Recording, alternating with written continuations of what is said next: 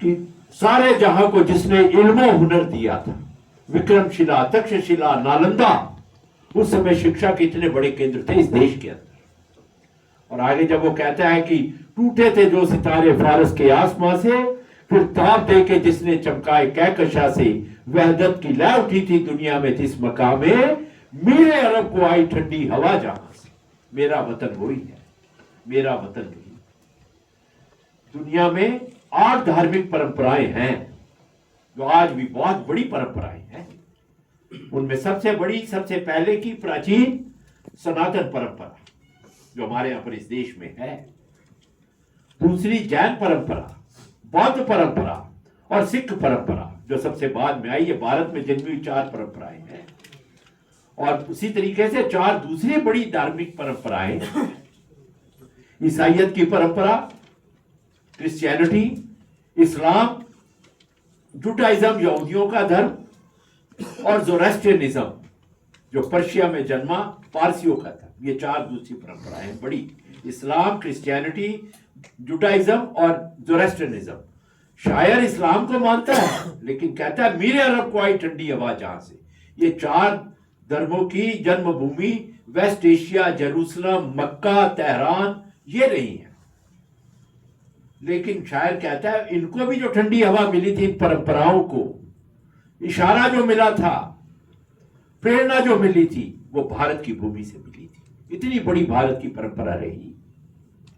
फिर एक काल ऐसा आया जिसका जिक्र अभी राजेंद्र जी कर रहे थे, अभी बाबा जी से भी जब बात हो रही थी नीचे, उसके बारे में बात हो रही थी कि किस तरीके से 1026, हालांकि उससे पहले भी 700 में देर सेन को जब चुनौती दी गई, लेकिन 1026 लोगों को मालूम जब सोमनाथ पर गजनी के महमूद ने आकर हमला किया और हमारी संस्कृति को, हमारी सभ्यता को, हमारे जीवन दर्शन को गहरी चोट पहुंचाने का काम प्रारंभ हुआ।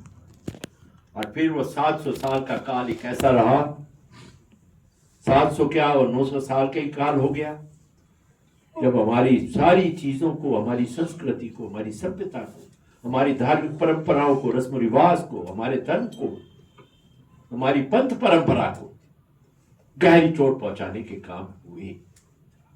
हमारी सहनशीलता, हमारी सहिष्णुता, उसको कमजोरी और कायरता में बदलने का काम हुआ।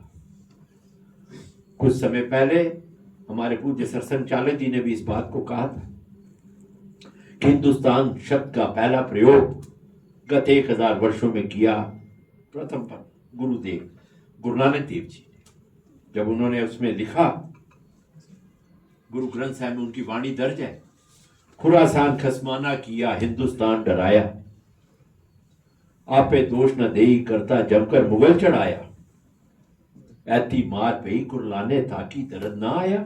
गुरु नानक कह रहे हैं गुरु ग्रंथ साहिब में दर्ज कि खुरासान से आने वाले अत्याचारियों ने, आतताइयों ने, आक्रमणकारियों ने लोगों को अत्याचार से पीड़ित कर रखा है। और हे ईश्वर, वो शिकायत करते हैं मीठी गुरु नानक ईश्वर को।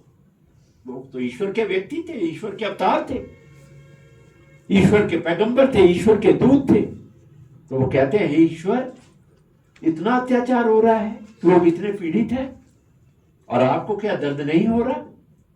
उलाना करते हैं ईश्वर से कि खुरासान खसमाना किया हिंदुस्तान डराया, ऐती मार पे कुरलाने ताकि दर्द ना आया। वो एक सिलसिला शुरू हो चुका था इस देश में। इन आतताइयों के आने के बाद और बाबर के आने के बाद ये अत्याचार का सिलसिला बढ़ गया था। फिर उसके बाद पंचम गुरु गुरु अर्जन देव जी के साथ क्या किया गया और उनका अपराध क्या था? जहांगीर के भाई खुसरो को जहांगीर अपना परिवार चलाने के लिए भी पैसा नहीं देता था। बाहर वालों को तो छोड़िए, घर वालों के साथ भी वैसा व्यवहार करता था। और खुसरो रोता हुआ, उसको परिवार चलाने के लिए पैसा नहीं मिल रहा, तो वो रोता हुआ गया वहां गुरु अर्जुन देव जी के पास और कहा कि मेरे साथ तो ये हो रहा है, मेरे को परिवार चलाना मुश्किल है, मेरे को जलील तो किया ही जा रहा है, मेरे को थोड़ा सा पैसा भी नहीं दिया जाता जिससे मैं अपना परिवार चला सकूं। और उस काल में रामधारी सिंह जी दिनकर लिखते हैं संस्कृति के 4 अध्याय में, रामधारी सिंह जी दिनकर ने बहुत सुंदर विवरण दिया है सारी परंपराओं के संस्कृति के 4 अध्याय में। उसमें लिखते हैं कि उस समय गुरु अर्जुन देव जी ने, संत थे, महापुरुष थे, 5वें नानक थे, उन्होंने 5,000 रुपए उस समय के अंदर खुसरो को दिए मदद के लिए। और ये बात जब जहांगीर तक पहुंची तो जहांगीर का गुस्सा तो बहुत बढ़ गया कि मैं जिस भाई को पीड़ित कर रहा हूं, सजा दे रहा हूं, निग्लेक्ट कर रहा हूं, इग्नोर कर रहा हूं, उसको गुरु अर्जुन देव जी ने 5,000 रुपए दे दिए। इतना सा अपराध था। और फिर इस देश ने जहांगीरी न्याय, कुछ लोग तथाकथित धर्मनिरपेक्ष ताकतें कहती है कि जहांगीर का न्याय तो बहुत मशहूर था। उन्हीं गुरु अर्जुन देव जी को तत्ती गरम तवे पर बिठाया गया और उन पर गरम रेत डाली गई और इस तरीके से उनकी शहादत हुई, गुरु अर्जुन देव जी। फिर ये सिलसिला और आगे चल रहा था। गुरु हरगोबिंद जी जब छठे गुरु, छठे नानक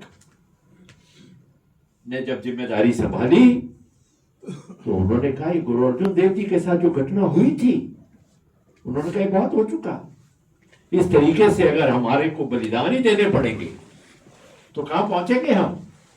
फिर हमारी संस्कृति की, हमारी परंपराओं की, हमारे रस्म रिवाज की हम रक्षा कैसे कर पाएंगे? इसलिए उन्होंने उस काल के अंदर गुरु हरगोबिंद पीढ़ी और मीरी का, शास्त्र और शस्त्र का, संत और सिपाही का एक कॉम्बिनेशन जो है, शक्ति और भक्ति का कॉम्बिनेशन इस देश के सम्मुख प्रस्तुत किया। वो 2 तलवारें ग्रहण करा करते थे, एक पीढ़ी की, एक मीरी की, क्योंकि भक्ति के साथ शक्ति की बहुत बड़ी जरूरत है। अगर शक्ति नहीं होगी तो भक्ति भी कर पाना उस काल के अंदर बेहद मुश्किल था, क्योंकि अत्याचार थे, आतताई थे, तो धर्मांतरण के लिए दबाव डालते थे। तो उस काल के अंदर 2 ये मीरी और पीढ़ी की बात का संदेश गुरु हरगोबिंद जी ने दिया। और औरंगजेब के आते वक्त आया जब औरंगजेब, तो इन अत्याचारों की पराकाष्ठा होने लगी। कुछ इतिहास विज्ञों ने तो इसमें दर्ज किया है कि 56 मन जनों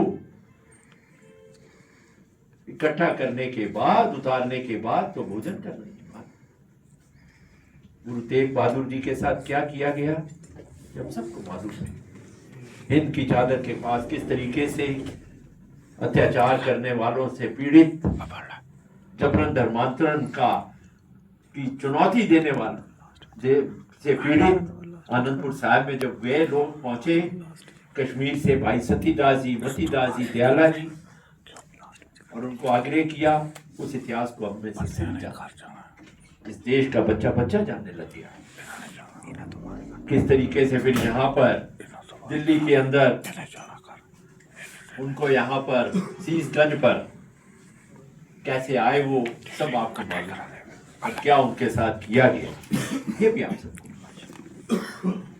गुरु गोविंद सिंह जी 9 वर्ष के थे और भाई जैता जी वहां पर जब शीश लेकर गए गुरु तेग बहादुर जी का, तो वहां पर ये जो वातावरण बना था, एक वो कवि ने तो कहा भी है, चलो चलाई हो रही। जब गुरु तेग बहादुर जी का शीश 25 नवंबर 1675 को शहीद किया गया उनको, वहां पर एक ऐसा वातावरण बना, अंधड़ आ गया, तेज हवाएं चलने लगी, आंधी तूफान का माहौल हो गया। उस समय लक्की शाह बंजारा ने कितना बड़ा त्याग किया। गुरु जी का तन लेकर, वो किसी ने कहा भी है, चलो चलाई हो रही गड़गड़ बरसे में, लक्की नगाया ले गए, तू खड़ा तमाशा देख। वो तन को लेकर, गुरु तेग बहादुर जी के तन को लेकर जब एकदम अंदर आ गया, तो लक्की शाह बंजारा अपने बेटे नगाइया के साथ उनके तन को लेकर रायसीना पर लेकर, और देखो कितना बड़ा त्याग। सिर्फ उसके बाद झोपड़ी थी अपने घर की, खुद सर ढकने के लिए सिर्फ एक झोपड़ी थी, उसके अंदर उसने गुरु जी का तन को रखकर अरदास कर परंपरा मर्यादा का ध्यान रखते हुए उस झोपड़ी को ही आग लगा दी। और इस तरीके से गुरु जी की देह का दाह संस्कार उसने पूरी मर्यादा के साथ किया। और जैता जी गुरु तेग बहादुर जी के आशीष लेकर अनंतपुर साहब पहुंचे और वहां पर जेता जी को तबीर कहा, उन्होंने छाती से लगाया गुरु गोविंद सिंह जी ने कि जेता रंगरेटे गुरु के बेटे। उसी समय उन्होंने तय कर लिया गुरु गोविंद सिंह जी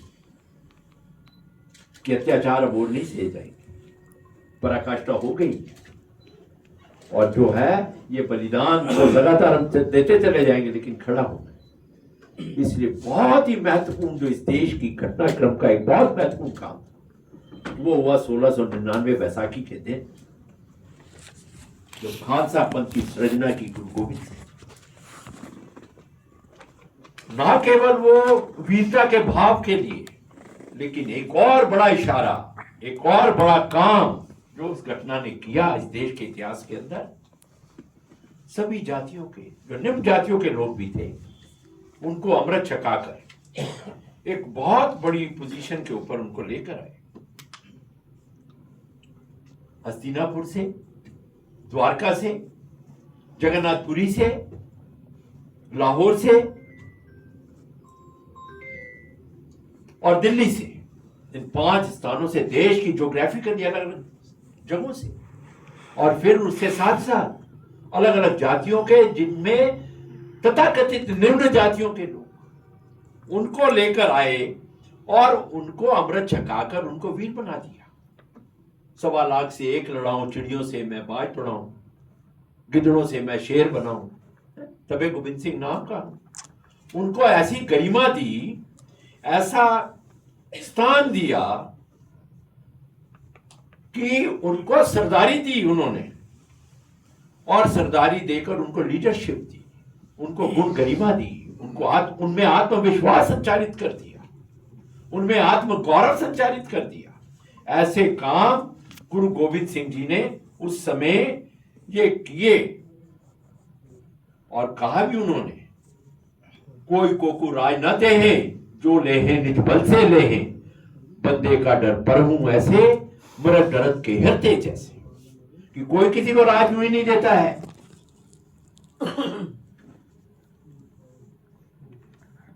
जो लेहे निज बल से लेहे। अगर तुम्हारे में निजता में ताकत होगी तो तभी तुम्हें राज मिलेगा। बंदे का डर परहूं ऐसे, मरद डरत के हरते जैसे कहते हैं। उन्होंने अपने सिखों को, जिनको सिंह बनाया था, उन्होंने कहा कि इतना शौर्य तुम्हारे में होनी चाहिए, इतनी वीरता तुम्हारे में होनी चाहिए कि दुश्मन जब तुम्हें देखे तो ऐसे ही डर कर भयभीत हो जाए, जैसे शेर को देखकर मृग जो है, हिरण, कांप उठता है, उसकी प्राण सूख जाते हैं, वैसे ही दुश्मन तुम्हें देखकर। इसलिए उन्होंने 1.25 लाख से 1 लड़ाओ। तो ऐसा वीरता का, शौर्य का, बहादुरी का जज्बा उन्होंने अपने सिखों को, जिनको उन्होंने सिख बना दिया था, भर दिया। तो 2 बड़ी महत्वपूर्ण घटनाएं घटी। निम्न जातियों के लोगों को गौरव देना और शास्त्र के साथ साथ उनको शस्त्र से सुसज्जित करना। इतना बड़ा काम हुआ जो इस देश में नहीं हो रहा था। दूसरा और बड़ा काम भी जो उन्होंने गुरु गोविंद सिंह जी ने किया, हालांकि हम यहाँ पर त्याग और बलिदान की बात नहीं है, लेकिन सामाजिक समरसता के लिए जितना बड़ा काम